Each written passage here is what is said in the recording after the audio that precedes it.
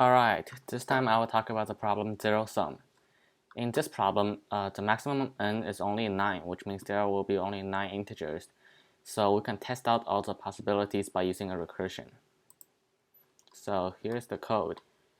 I created several functions here. After I received an input, I will use the search method. So first it receives which number we're at, because we know that this always goes in order from 1 to n. So this function will increase every time.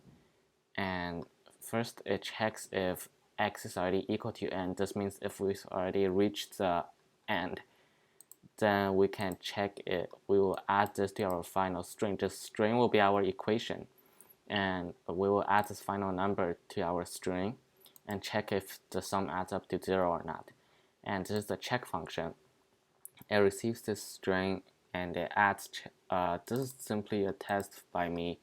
I use this to show you that there isn't much test cases, and this L is the size of our equation, so then we can loop from this whole thing, and this is the sum which we will add up at the end and then return if it's 1 if it's 0 and return false if it's not 0.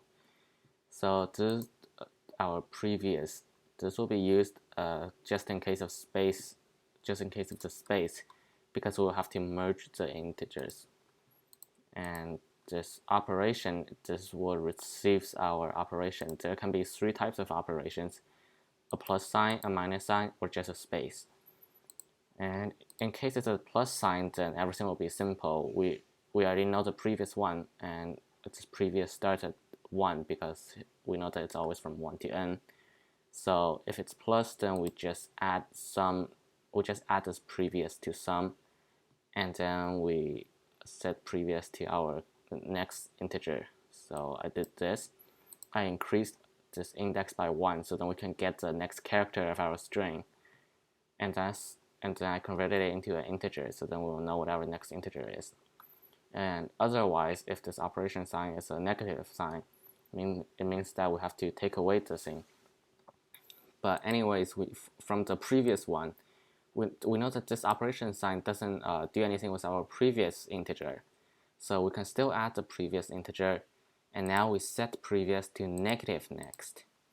So what this does is that next time it adds the previous, it will add a negative number, which is the same thing as subtracting, which is what we want.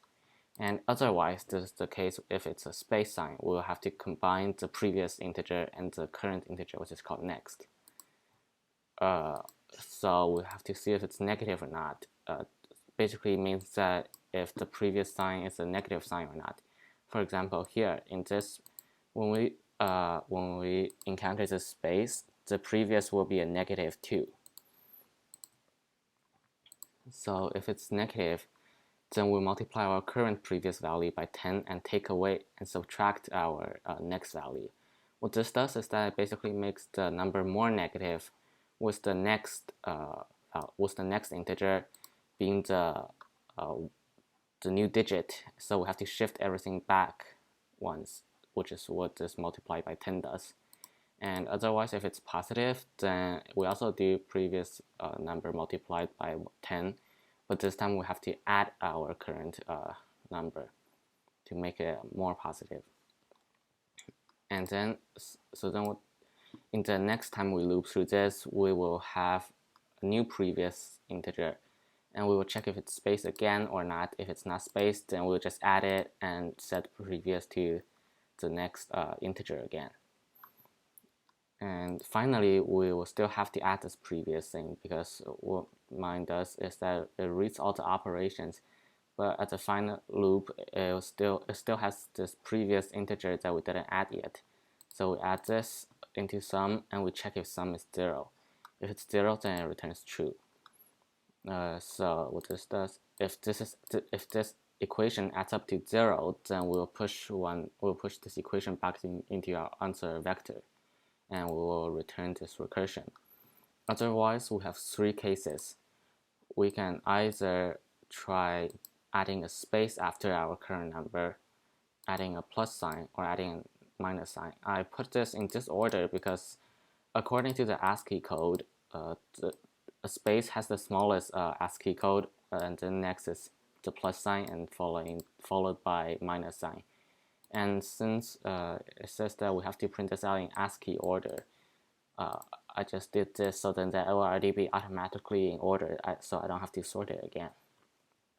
And after we add this into our equation, we can increase x by 1 and check the next number. And here's what I mean by it doesn't have much cases. We know that since the maximum n is 9, this is the maximum case, and there will only be 8 of these places where we have to fill in. So, and in each of these cases, in each of these blanks, we have 3 options. So that is only 3 to the power of 8, which is only 6,000 something. So the computer can run that out pretty quickly.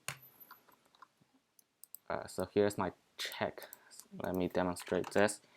So our maximum n will be 9, and every time we check, this means it counts all the possible ways we have found. Oh, wait a minute.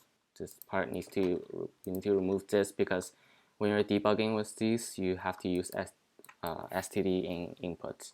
You cannot use file inputs from these. Okay, so here, see, there's only 6,561 cases.